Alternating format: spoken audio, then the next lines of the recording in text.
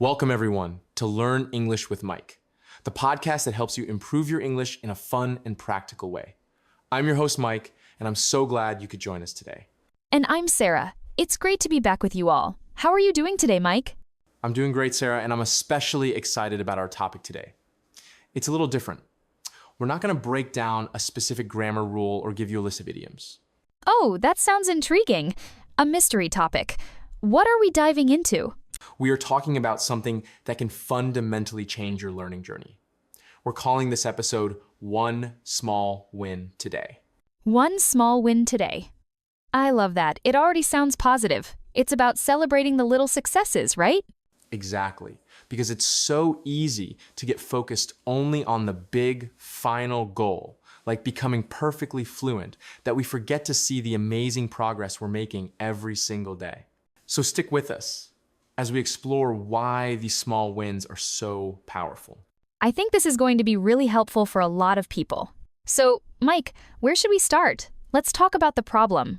Why do we overlook these small wins? I think it starts with a feeling that many of our listeners probably know very well. The feeling of being overwhelmed. That's a great vocabulary word. Overwhelmed. It means feeling like you have too much to do and you don't know where to begin. Right. Overwhelmed. It's like standing at the bottom of a huge mountain, and the mountain is called fluency. You look all the way up to the top, and it seems so far away, maybe even impossible. That's a perfect analogy. And because the peak is all you see, you don't celebrate taking the first 10 steps. You don't celebrate finding a good path. You only think about the destination. We only value the huge milestones. A milestone being a very important point in your progress, like passing a big exam. We think, I'll be happy when I pass the test, or I'll feel successful when I can watch a whole movie without subtitles. And that, Sarah, is a classic example of an all or nothing mindset. It's black and white. It's either perfection or it's failure. There's no room for the progress in between. That mindset can be so damaging. It reminds me of when I was seriously trying to improve my Spanish. I was living in Spain, and I went to a cafe to order a coffee and a pastry. Okay. I practiced in my head. I ordered the coffee perfectly. Then I tried to ask for a specific pastry, but I used the wrong gender for the noun. The barista corrected me. Very nicely, but in that moment, my whole world crashed down. Oh no. I know that feeling. Exactly. I ignored the fact that I had successfully navigated a social interaction and gotten my coffee.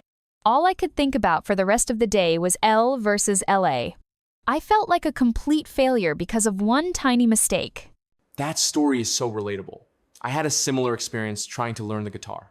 I wanted to play a full, beautiful song.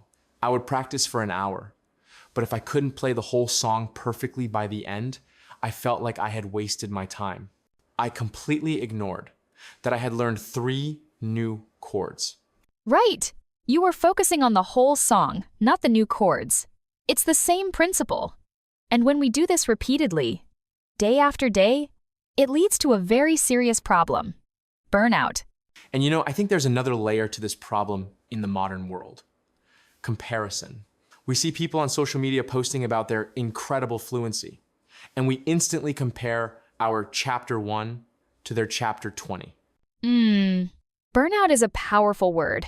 It's that feeling of complete emotional and physical exhaustion caused by long-term stress. You lose interest, you feel cynical, and you start to think, what's the point? Why am I even trying? And that's the dangerous place to be, because that's when people give up. Not because they can't learn, but because they are emotionally tired of feeling like they are failing. Precisely. So, we need to find a way to change our perspective. We need to learn to see the journey, not just the destination. And that is where the magic of one small win comes in. Okay, I'm ready for the solution. Let's talk about it. How does focusing on one small win change everything? Well, let's start by defining what a small win really is. It can be anything that represents a small step forward. It is personal and meaningful to you. The key is that it's small and achievable. Can you give us some examples, maybe for different levels of English learners? Absolutely. For a beginner, a small win could be as simple as recognizing 5 words you learned last week while reading a sign. Or maybe it's saying good morning and thank you to the bus driver. Okay, very small, very achievable. I like that. What about for an intermediate learner? For an intermediate learner, a win might be listening to this podcast for 5 minutes and not needing to look up any words, or writing a short email to a colleague and feeling confident about the grammar. That makes sense. And for an advanced learner?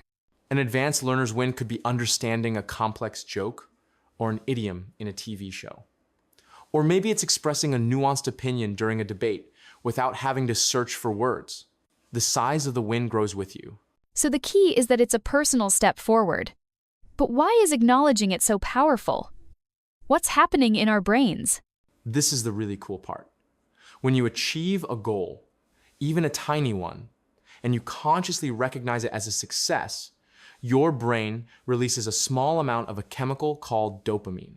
Ah, dopamine, the feel-good chemical. I've heard of that.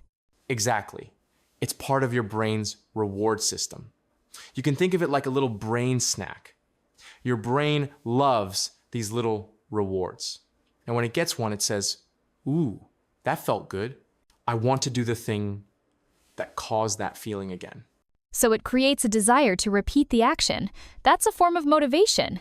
It's one of the most powerful forms of motivation. It's called positive reinforcement. By celebrating a small win, you are reinforcing the behaviors that lead to success. This builds momentum.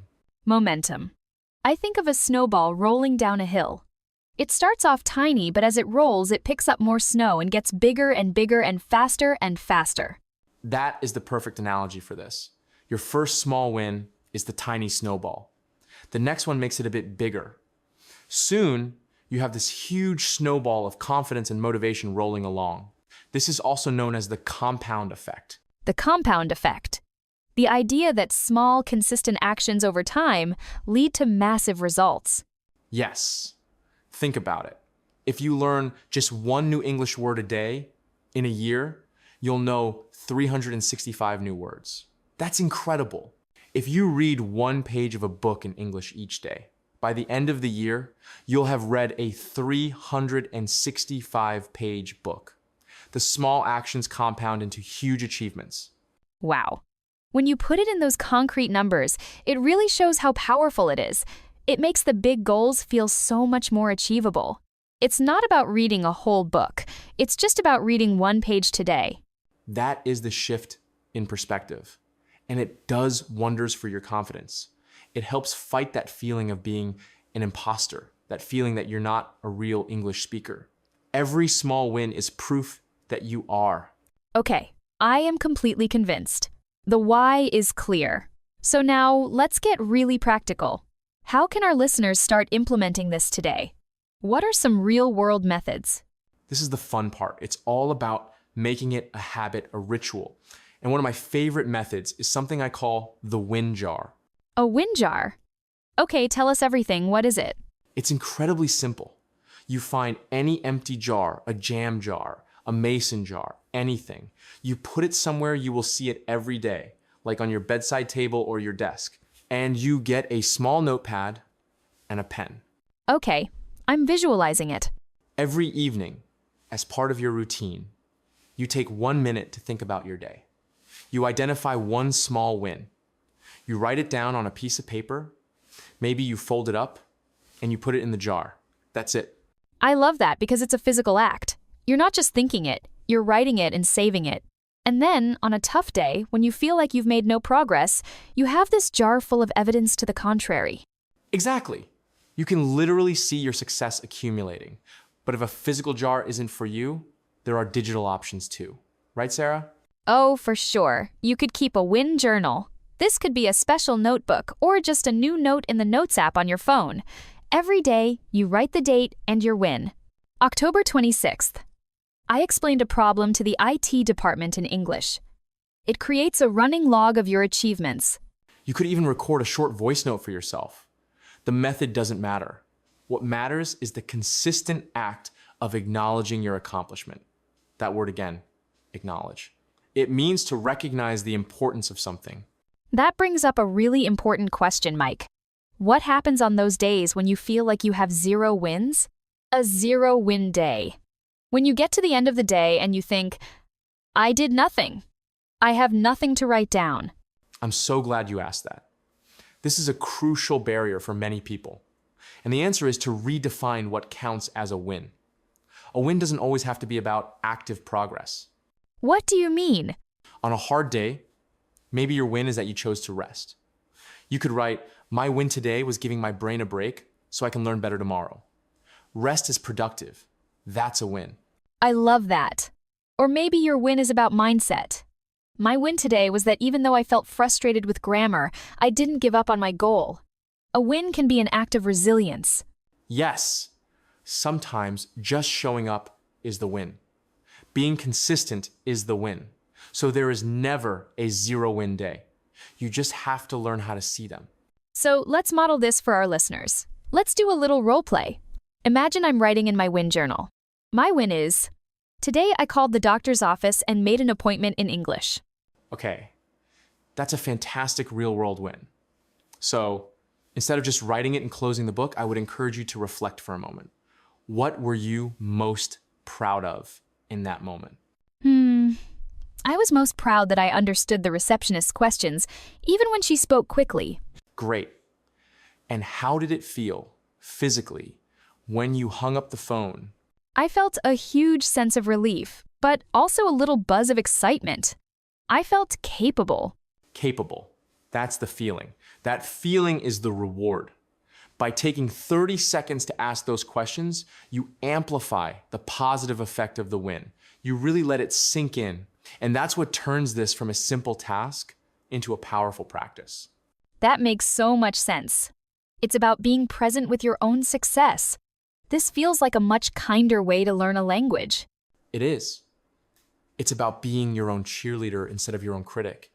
And we want to cheer you on too. We really want to challenge our listeners to try this. Yes, let's make it a community challenge. For the next week, try this. Find one small win each day, and we want you to share them with us on social media. Find Learn English with Mike, and use the hashtag number #MySmallWin. It could be anything. I understood this podcast episode, number my small win. I learned 3 new words. Number my small win. Let's create a huge wave of positivity and inspiration together. I can't wait to see them. And just before we finish up, let's do a very quick recap of the key vocabulary from today's episode. Let's do it. First, overwhelmed, feeling like you have too much to handle. Then, milestone, an important event in your progress. We also talked about burnout, feeling exhausted from long-term stress. Then we had the positive words, momentum, the force that keeps things moving forward, and positive reinforcement, rewarding good behavior to encourage it. And finally, 2 very important action words, acknowledge, to recognize the importance of something, and accomplishment, something that has been achieved successfully. A perfect summary, Sarah. And using one of those words this week could be a fantastic small win. Definitely. Well, that is all the time we have for today. A massive thank you to Sarah for joining me and sharing such wonderful, kind advice. Thanks for having me, Mike. It was a really uplifting conversation. And to everyone listening, remember, don't underestimate the power of your small accomplishments. They are the building blocks of your success. That is the message for today. Look for your one small win. Celebrate it and feel the positive momentum it brings to your English learning journey. We believe in you. Keep up the amazing work, everyone. Thanks for listening to Learn English with Mike. We'll be back next week with another episode. Until then, take care and find your win.